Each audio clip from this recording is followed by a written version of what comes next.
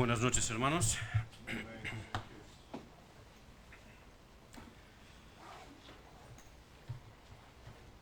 Os invito a que abrís las Biblias en el primer libro de Samuel.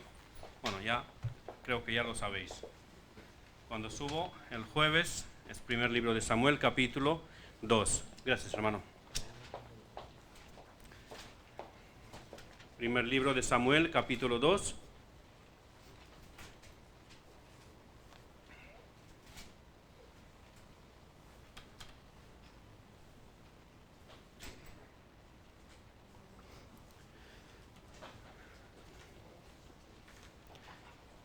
El título del mensaje.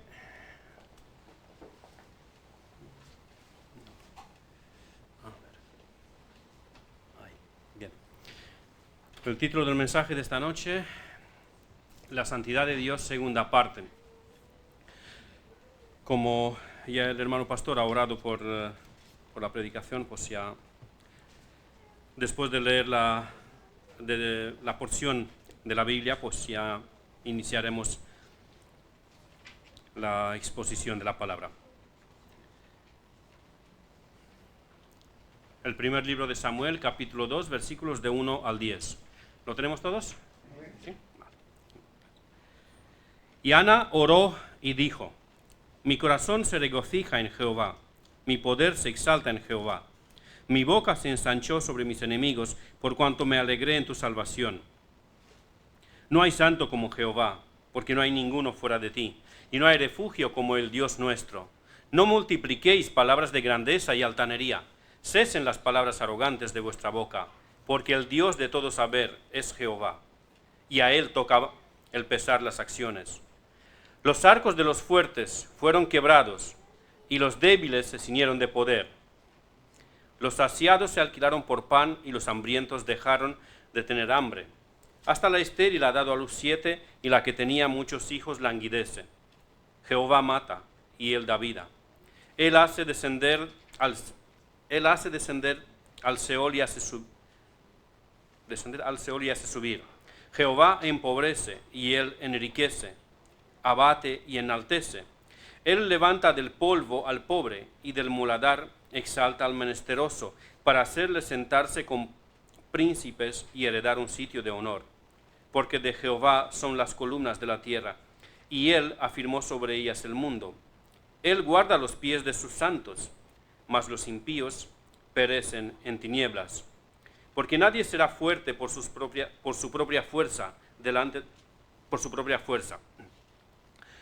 de Jehová serán quebrantados sus adversarios, y sobre ellos tronará desde los cielos.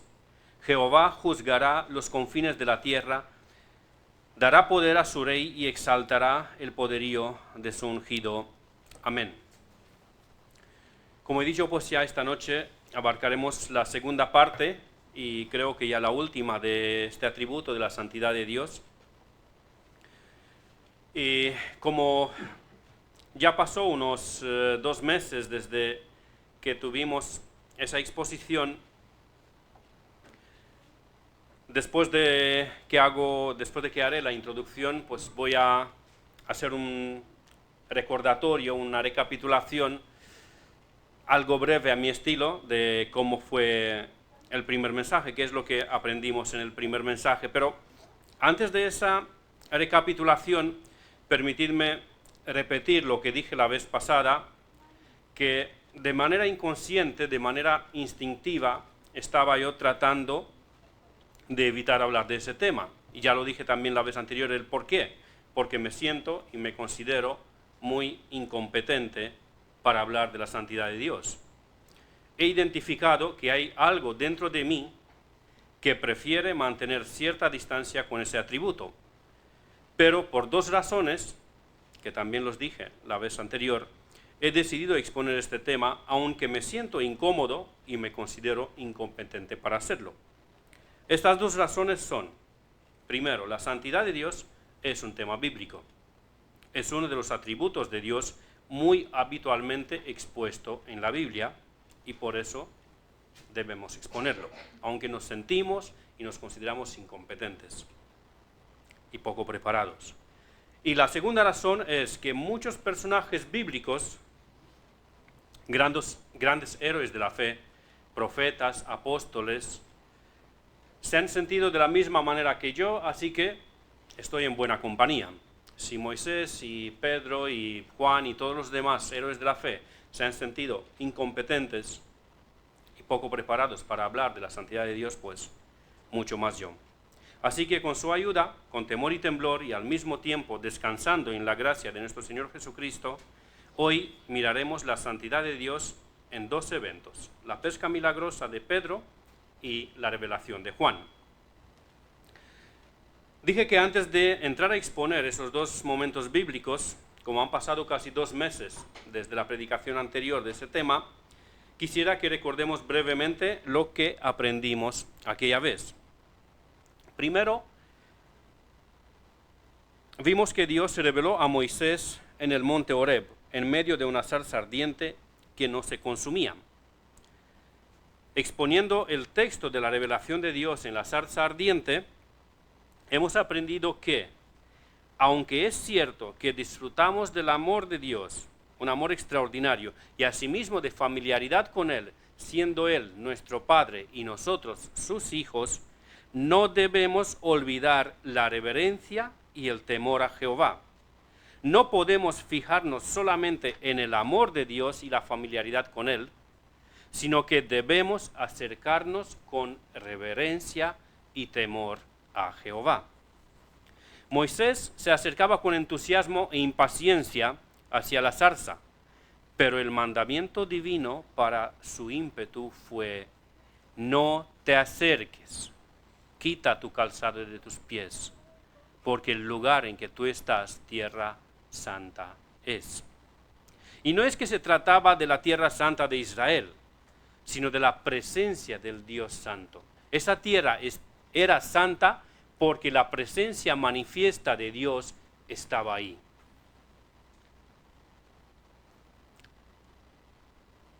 Y Dios le hace consciente a Moisés que se debe acercar a Él con temor y reverencia, aunque Moisés era muy amado por Dios.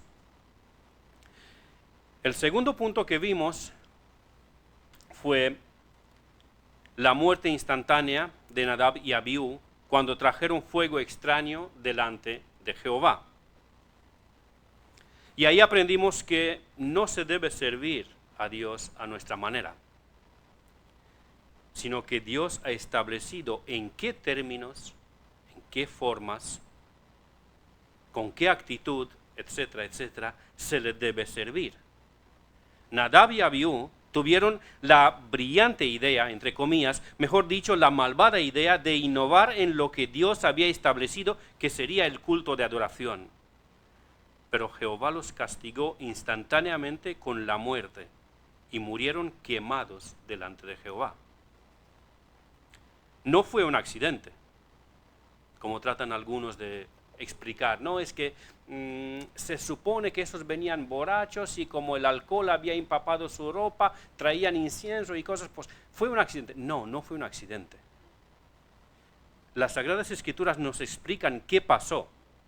En Levítico 10:3, Moisés dice, leemos así: entonces dijo Moisés a Aarón, en Levítico 10:3, si lo queréis buscar, entonces dijo Moisés a Aarón: esto es lo que habló Jehová diciendo: en los que a mí se acercan me santificaré, y en la presencia del pueblo seré glorificado. Por medio del castigo de los 2 hijos de Aarón, Dios se glorificó y santificó. Algunos hermanos no pueden aceptar que Dios se glorifica y santifica en castigar a los impíos. Y preguntan, no, ¿cómo? No puede ser que Dios se glorifica en eso. Pero la Biblia dice claramente que sí. Esto es uno de los textos donde lo vemos muy claramente. Dios se glorificó y santificó en ejecutar con pena capital instantánea a 2 sacerdotes recién nombrados en el servicio por traer fuego extraño delante de Jehová. El tercer ejemplo que vimos aprendimos de nuestro hermano Isaías que la santidad de la presencia de Dios es algo que produce en nosotros temblor y temor. La visión de la majestad de la santidad de Dios que vio Isaías con los ángeles cantando, Santo, Santo, Santo Jehová de los ejércitos, toda la tierra está llena de su gloria, se puede considerar que fue el momento de la conversión de Isaías. Muchos comentaristas lo entienden de esta manera. El grito de espanto y de temor que Isaías dice, ¡ay de mí que soy muerto!, en Isaías 6:5, expresa la obra de convicción de pecado que el Espíritu Santo trajo en su conciencia y su corazón. Tristemente, en nuestros tiempos, quizá por el afán de tener conversiones en masa, por demostrar el éxito del predicador, o cualquier otro motivo más que pueda existir, muchos de los movimientos evangélicos ya no esperan que el Espíritu Santo traiga convicción de pecado en el corazón del hombre inconverso. Y esos grupos han acortado y han acomodado el mensaje del Evangelio y simplemente les han pedido a los inconversos que levanten una mano, que se pongan de pie o que repitan la oración del pecador. Y con eso les han dado el boleto de entrar en el cielo, la pertenencia a la familia de Dios, y con eso ya está. Ya no hay que hacer nada más. Tú repite la oración, o si te da vergüenza repetir la oración, solamente levanta una mano, o ponte de pie, y ya, tú eres salvo. Me atrevo a decir que quien no haya tenido una auténtica convicción de pecado, no es un verdadero hijo de Dios. No es un auténtico cristiano. La convicción del pecado es la primera obra del Espíritu Santo en el corazón de un hombre inconverso. Esa convicción del pecado, que es la obra del Espíritu Santo, convence no solamente de pecado, sino también de justicia y de juicio, tal como leemos en Juan 16:8. Le hace ver al pecador que es merecedor del juicio divino y del castigo eterno. Nadie que no haya vivido el temor del juicio de Dios, nadie que no se haya visto merecedor del castigo eterno, es salvo. Estos te dirán, esos grupos que solamente te piden que levantes la mano. No, a ver, nosotros no nos relacionamos con Dios como resultado del temor. La que infunde el temor es la religión católica. Nosotros nos relacionamos con Dios por medio del amor. Nosotros cuando vemos el amor en el sacrificio del Señor Jesucristo, nos enamoramos de Él. Él nos ama y ya está. Suena bonito, incluso romántico, pero no es bíblico. Tristemente, este evangelio que se predica desde muchos púlpitos, un evangelio que no incluye el arrepentimiento, como dicen ellos, un evangelio de amor, no de miedo. Es decir, según ellos, cuando Dios se acercó a ellos, no vio en ellos un corazón pecaminoso y abominable, un corazón de piedra, sino que tal y como somos nos amó. ¿Os suena, no?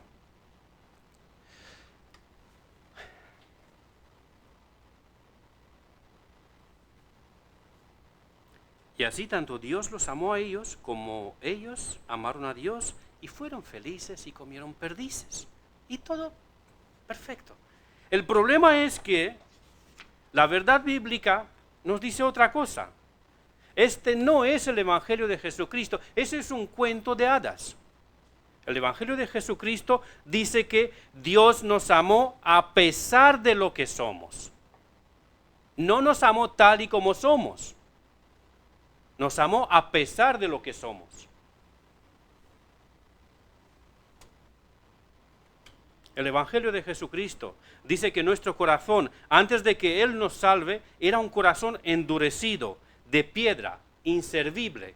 Y por eso Dios quitó nuestro corazón pecaminoso y abominable y nos dio un corazón de carne, un corazón sensible a la palabra de Dios, un corazón dispuesto a amar y obedecer a Dios.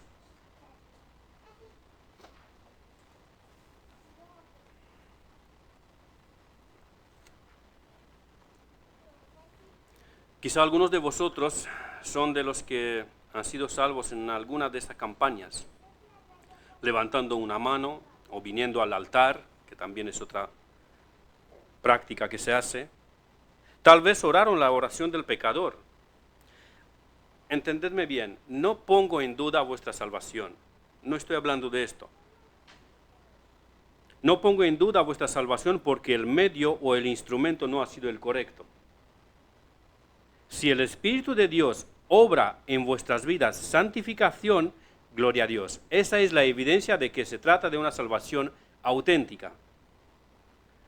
Pero si no hay santificación en tu vida, te animo a que te revises delante de Él. Revisa esa conversión delante del Señor, si en verdad Él cambió tu corazón de piedra por uno de carne.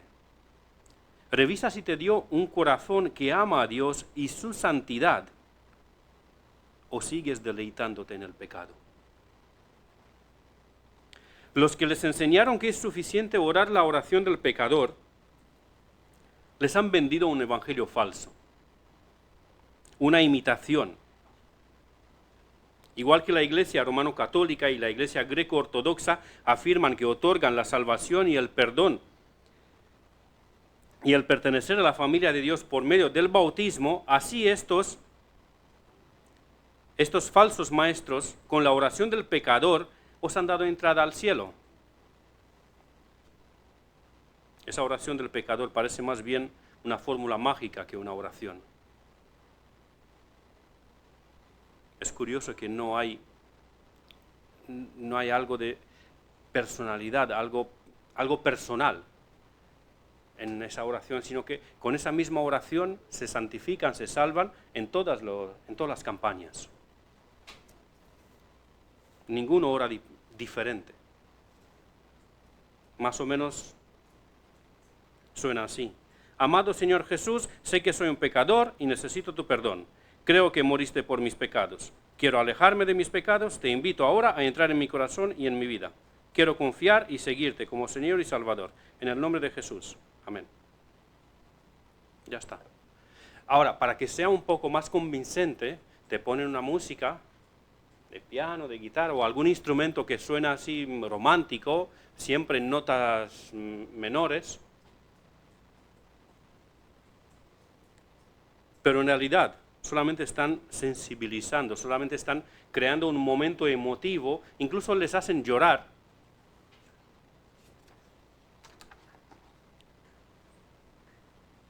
Pero la mayoría de esas conversiones, o muchas de esas conversiones, no son auténticas. Son solamente momentos emotivos.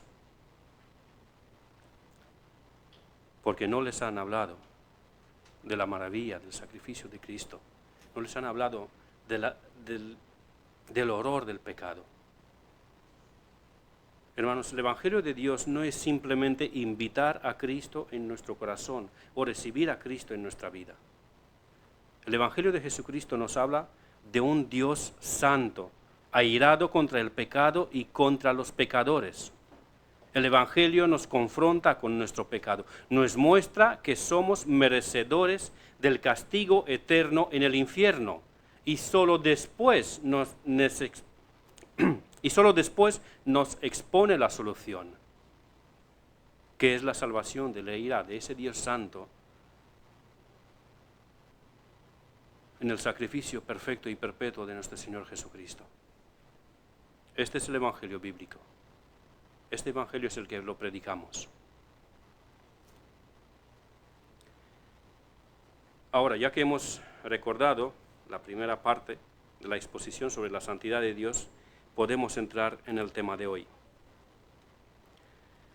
La santidad de Dios y la pesca milagrosa de Pedro. Os invito que busquéis en vuestras Biblias en Lucas 5, de 1 al 11.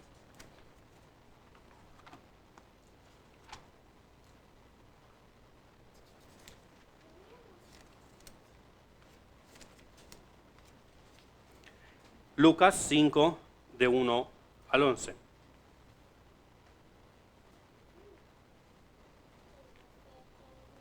Aconteció que, estando Jesús junto al lago de Genesaret, el gentío se agolpaba sobre él para oír la palabra de Dios. Y vio dos barcas que estaban cerca de la orilla del lago, y los pescadores, habiendo descendido de ellas, lavaban sus redes. Y entrando en una de aquellas barcas, la cual era de Simón, le rogó que la apartase de tierra un poco, y sentándose enseñaba desde la barca a la multitud. Cuando terminó de hablar, dijo a Simón: boga mar adentro, y echad vuestras redes para pescar. Respondiendo Simón le dijo: Maestro, toda la noche hemos estado trabajando, y nada hemos pescado. Mas en tu palabra echaré la red. Y habiéndolo hecho, encerraron gran cantidad de peces, y su red se rompía. Entonces hicieron señas a los compañeros que estaban en la otra barca, para que viniesen a ayudarles, y vinieron, y llenaron ambas barcas de tal manera que se hundían. Viendo esto, Simón Pedro cayó de rodillas ante Jesús, diciendo: apártate de mí, Señor, porque soy hombre pecador. Porque por la pesca que habían hecho, el temor se había apoderado de él, y de todos los que estaban con él, y asimismo de Jacobo y Juan, hijos de Zebedeo, que eran compañeros de Simón. Pero Jesús dijo a Simón: no temas, desde ahora serás pescador de hombres. Y cuando trajeron a tierra las barcas, dejándolo todo, le siguieron. Este evento ocurre cierto tiempo después del inicio del ministerio terrenal de nuestro Señor Jesucristo. Los 4 discípulos mencionados en el texto ya habían sido llamados a seguir al Maestro. Le han escuchado enseñando. Incluso han visto algún que otro milagro. Pero este milagro fue diferente para ellos, sobre todo para Pedro. ¿Qué pasó? Pues después de trabajar toda la noche en el lago de Genesaret, o el mar de Galilea, como también es conocido, Pedro y su equipo vuelven a tierra con las manos vacías. No han pescado nada. Según R.C. Sproul, Pedro tenía que estar exhausto después del trabajo agotador de toda la noche, pero sobre todo deprimido y frustrado por no haber pescado nada. Yo añadiría enojado. Y ahora, cuando esperaba irse a casa por lo menos para descansar un rato, Jesús le pide prestada la barca para usarla como púlpito flotante. Y como si no fuera suficiente, cuando termina de predicar, le dice que vuelva a salir al mar para echar las redes de nuevo. En la respuesta de Pedro, según R.C. Sproul, y voy a citar, Sproul ve que Pedro hace un esfuerzo de ser educado en la respuesta que le da al Señor Jesucristo. Cito, como entiende Sproul, que es en realidad la respuesta de Pedro. Mira, Jesús, tú eres un maestro maravilloso. Tus palabras nos mantienen hechizados a todos, y en materia de religión nos sorprendes a todos. Pero por favor, danos un poco de crédito. Somos profesionales. Conocemos el negocio de la pesca. Hemos estado ahí toda la noche y nada de nada. Simplemente no hay peces. Vamos a casa, vamos a dormir y tratemos después. Pero bueno, si tú insistes, si debemos seguirte la corriente, pues entonces, por supuesto, echaremos las redes. Fin de la cita. En cambio, el comentarista William Hendrickson lo ve algo diferente. Hendrickson dice lo siguiente: cuando Simón recibe esta orden, surgen y se ponen en conflicto la fe y la duda, la confianza y la desconfianza. Su pericia como pescador le hace dudar y sugiere que no debe obedecer a Jesús. Pero su conciencia, iluminada por la fe, le indica que debe obedecer. Al final, la fe vence, pero el escepticismo no desaparece del todo. Igual fin de la cita. No voy a decir que Sproul está equivocado y Hendrickson está acertado en cómo interpretan el momento o al revés, porque a ciencia exacta no podemos decir con qué actitud contestó Pedro al Señor Jesucristo, porque no nos está revelado en la Biblia. Por su reacción, después de que ocurre la pesca milagrosa, yo más bien estoy de acuerdo con Sproul, pero no es ningún problema si estamos de acuerdo con Hendrickson en vez de Sproul. Lo que sabemos ciertamente es que de buena gana o a regañadientes obedeció. Al echar las redes y contrario a toda lógica y reglas de pesca, se pescaba de noche, no de día, atrapó una cantidad enorme de peces, y eran tantos que necesitaron la ayuda de sus compañeros, y aún así la ayuda no pareció haber sido suficiente, porque las barcas casi se hundieron por la gran cantidad de peces que había. Pedro es consciente que eso no es algo normal, que es un milagro, que es otro señal que el Señor Jesucristo hace. Pero esta vez, como he dicho, es diferente, porque ahora Él es el beneficiario directo de ese milagro. Hasta ahora, Pedro ha presenciado los milagros, pero ahora le toca a él personalmente ese milagro. Y en ese momento Pedro cae de rodillas a los pies de Jesucristo y le pide que se aleje de él. Una reacción más o menos extraña. Toda la gente le buscaba a Jesús. La gente corría hacia Jesús para conseguir su milagro. Y Pedro, cuando el Señor hace un milagro en su vida, le dice, aléjate de mí. En Lucas 5:1, el primer versículo que hemos leído, dice, el gentío se agolpaba sobre él, sobre Jesús. En el Evangelio de Marcos hemos leído en varios momentos, en Marcos 3:10, que caían sobre él. Hemos leído en Marcos 2:4 que los cuatro hermanos del paralítico, los amigos, no los cuatro amigos, los amigos del paralítico, cuando lo quisieron traer delante del Señor y vieron que no podían acceder, abrieron el techo y lo bajaron. De la manera que sea, todos querían llegar a Jesús. Y Pedro, cuando el Señor hace ese milagro, le dice, apártate de mí. Todo el mundo quería acercarse a Jesús para oírle, para ser sanado, para que Jesús hiciera un milagro para ellos. Pero Pedro, cuando hizo un milagro para él, tuvo esa reacción extraña.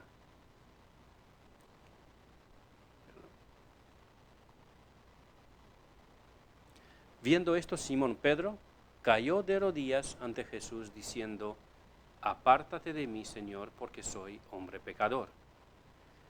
Los demás no sabían que eran pecadores, solo Pedro sabía que era pecador. La conciencia, que es ese testimonio que el Señor ha puesto en el corazón de cada ser humano, testifica que somos pecadores. Todos sabemos que somos pecadores. Pero Pedro estaba tan atemorizado por medio de este milagro que le pidió a Jesús que se alejara de él. Pedro percibió la santidad de Dios en la persona de Jesucristo y al mismo tiempo vio su indignidad, su pecaminosidad. ¿Por qué le dice, apártate de mí, Señor, porque soy pecador? No por otra cosa. Apártate porque soy pecador. Tú eres santo, apártate porque yo soy pecador. Y es interesante que no se aparta Pedro del Señor. Pedro se queda ahí. Pedro ha gustado, ha estado tiempo ya con el Señor, ya ha gustado que bueno es Jehová. Y hay esa lucha en él que quiere estar cerca del Señor, pero viendo su pecaminosidad y la santidad de Cristo, dice, Señor, apártate de mí, porque yo no merezco esto.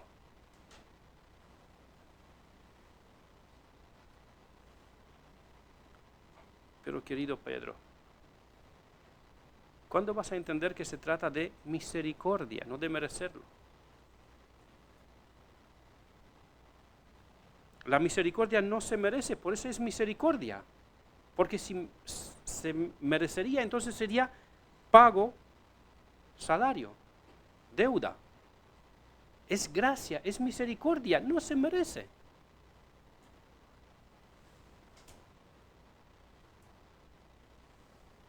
Sí, Pedro era totalmente indigno de estar en la presencia del Señor Jesucristo. Igual que tú, igual que yo.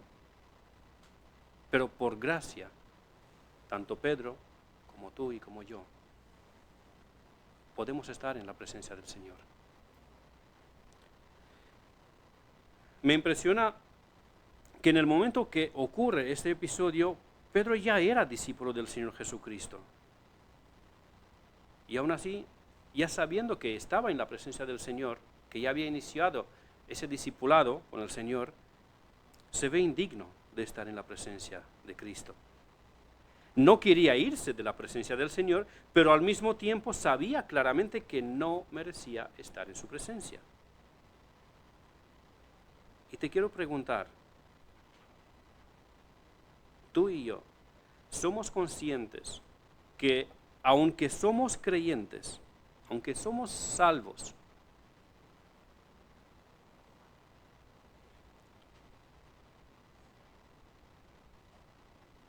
somos conscientes que no merecemos estar en la presencia del Señor y que disfrutar de su presencia y comunión es un acto de una magnífica generosidad de su gracia? Temo que nos hemos acostumbrado tanto a la gracia que ya no nos impacta. Nos parece algo natural. Nos ha mostrado tanta gracia el Señor que es el pan de todos los días. No es algo extraordinario.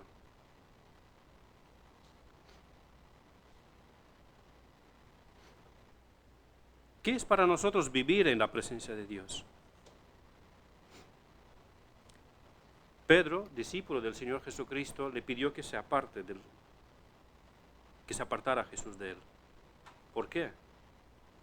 Porque el temor se había apoderado de él. El versículo 9 de nuestro texto. El temor se había apoderado de él. Bueno, quizá piensas que para Pedro era más justificable reaccionar así porque él estaba ahí con Jesús y por eso el temor se apoderó de él. Pero contigo y conmigo ¿no está el Espíritu Santo?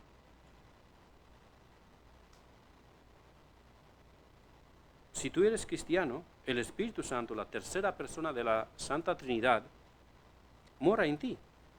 Estamos continuamente en la presencia del Espíritu Santo, si en verdad somos creyentes. No tenemos motivos para no estar llenos de temor santo, de reverencia y adoración. Alguno quizá piensa que Pedro tuvo ese temor porque apenas había empezado el caminar con Cristo, apenas había iniciado su vida de creyente. Bueno, no conocía mucho y quizá por eso. Bueno, pues vamos a mirar otro apóstol que no tenía pocas semanas o pocos meses en la presencia del Señor Jesucristo, sino que tenía unos 60 años como apóstol. El apóstol Juan, en el libro de Apocalipsis, vamos a ir ahí, Apocalipsis capítulo 1, a ver cómo reacciona uno después de aproximadamente 60 años estar al servicio del Señor.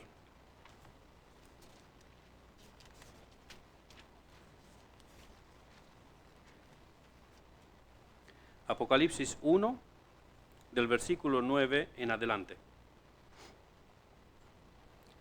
Yo, Juan, vuestro hermano y copartícipe vuestro en la tribulación, en el reino y en la paciencia de Jesucristo, estaba en la isla llamada Patmos, por causa de la palabra de Dios y el testimonio de Jesucristo. Yo estaba en el Espíritu en el día del Señor, y oí detrás de mí una gran voz como de trompeta, que decía: yo soy el Alfa y la Omega, el primero y el último. Escribe en un libro lo que ves, y envíalo a las 7 iglesias que están en Asia, a Éfeso, a Esmirna, a Pérgamo, Tiatira, Sardis, Filadelfia y la Odisea. Y me volví para ver la voz que hablaba conmigo. Y vuelto vi 7 candeleros de oro, y en medio de los 7 candeleros a uno semejante al Hijo del Hombre, vestido de una ropa que llegaba hasta los pies y ceñido por el pecho con un cinto de oro. Su cabeza y sus cabellos eran blancos como blanca lana, como nieve, sus ojos como llama de fuego, y sus pies semejante al bronce bruñido, refulgente como en un horno, y su voz como estruendo de muchas aguas. Tenía en su diestra 7 estrellas, de su boca salía una espada aguda de 2 filos, y su rostro era como el sol cuando resplandece en su fuerza. Cuando le vi, caí como muerto a sus pies. Hasta aquí. Este texto no lo voy a desarrollar porque me di cuenta cuando estaba preparando que se me está alargando bastante el mensaje. Solamente os voy a decir que el libro de Apocalipsis, como ya lo dije antes, fue escrito unos 60 años después de la muerte y resurrección de nuestro Señor Jesucristo. 60 años. Juan ya era un anciano.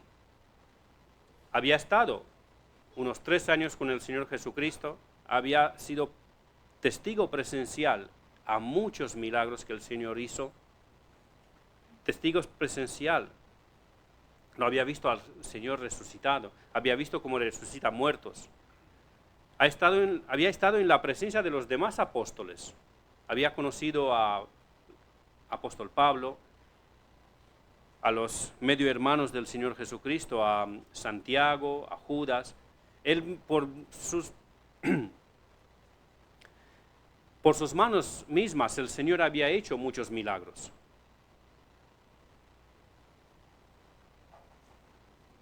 Alguien podría decir, a esas alturas a Juan ya no le asusta nada.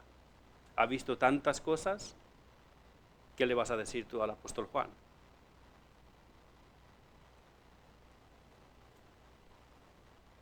Pero él mismo nos escribe que ocurrió que cuando vio al Señor Jesucristo en gloria, cayó como muerto a sus pies. Y no es que se desmayó como se desmayan en los conciertos de las estrellas rock. No, fue por temor. La continuación del versículo donde me he parado y no he querido leer más adelante, explica que fue por miedo, por temor. Hermanos, tal como vemos en este segundo texto que estamos exponiendo esta noche, el tener temor en la presencia del Señor no es algo para los que no tienen madurez en la fe, para los que son principiantes en el camino del Señor. Es para todos. De hecho, yo creo que cuanto más crecemos en el conocimiento del Señor, más temor reverencial tenemos con el Señor. Cuanto más y mejor conocemos a Dios y su santidad, mayor conciencia tenemos de nuestra pecaminosidad e indignidad.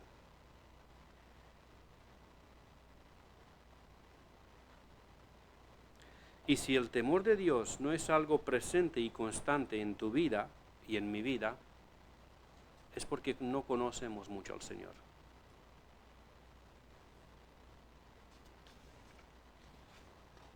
No somos conscientes de que estamos en la presencia de un Dios santo, santo, santo. Temo que para muchos cristianos el estar en la presencia del Señor es en el momento que abren la Biblia y ahí entran en la presencia del Señor. o cuando se ponen de rodillas o de pie para orar, y ahí entran en la presencia del Señor. Y cuando cierran la Biblia, o cuando se levantan de la oración, es como si le hubieran dicho a Dios, hasta luego, nos vemos.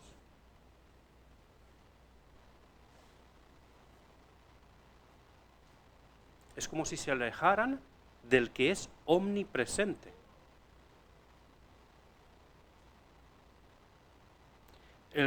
El temor de Jehová, si no es real en nuestras vidas, es porque le conocemos muy poco, porque no somos muy conscientes de su presencia, porque su presencia no es algo real para nosotros en todo momento y en todo lugar. Y no estoy hablando de temer a Jehová porque me podría desviar del camino y podría perder mi salvación, porque sabemos que la salvación es de Jehová, está en sus manos. Mi salvación no depende de mí, depende del que me lo ha dado.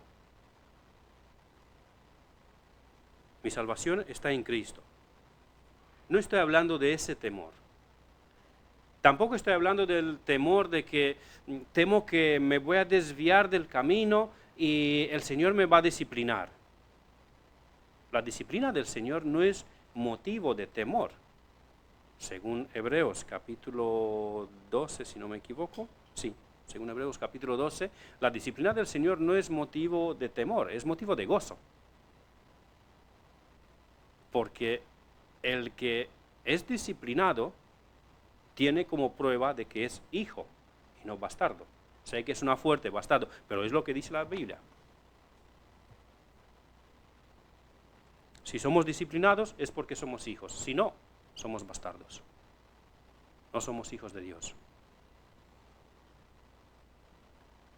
Yo hablo del temor que infunde la presencia de Dios por la infinita diferencia entre su santidad y mi pecaminosidad.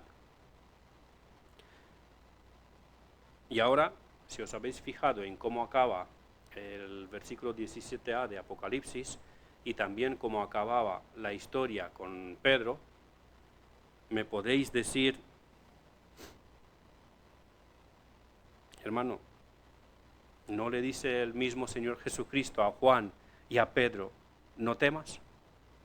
Y tú llevas aquí 40 minutos diciéndole que tenemos que tener temor, más otros 40, 50 minutos que nos dijiste hace 2 meses que tenemos que tener temor de Jehová, pero el Señor Jesucristo dice no temas.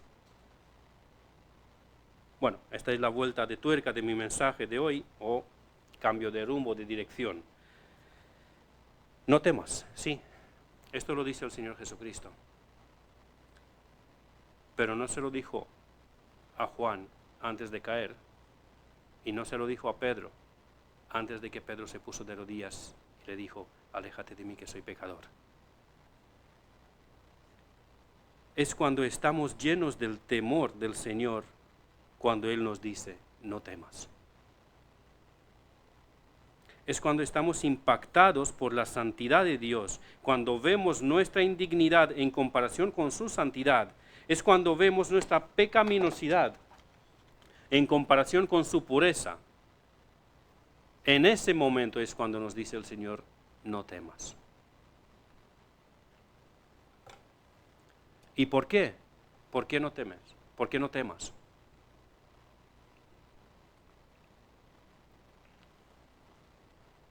Bueno, me había olvidado pasar esta diapositiva. Es el siguiente, no temas.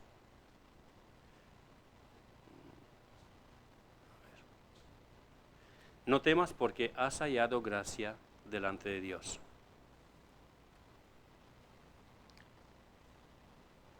Porque has hallado gracia delante de Dios. Es lo que le dice el ángel a María cuando le trae la buena noticia que va a tener